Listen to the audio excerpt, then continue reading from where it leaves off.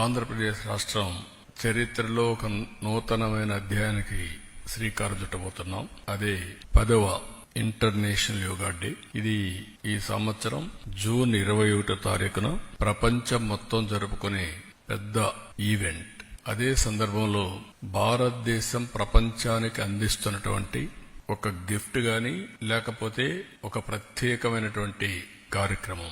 దీనికి నాంది పలికినటువంటి ఎప్పటి నుంచో మనకు వారసత్వంగా యోగా వస్తుంది. కానీ దీనికి ప్రత్యేకంగా గుర్తింపు తెచ్చిన వ్యక్తి ప్రపంచం మొత్తం నరేంద్ర మోడీ గారు. Yoga is a science, yoga is a legacy for India. అదే సమయంలో ఎన్నో వారసత్వ సంపదలకి మనం కారణమయ్యాం. హిందూ నాగరికత అతి ప్రాచీనమైన నాగరికత.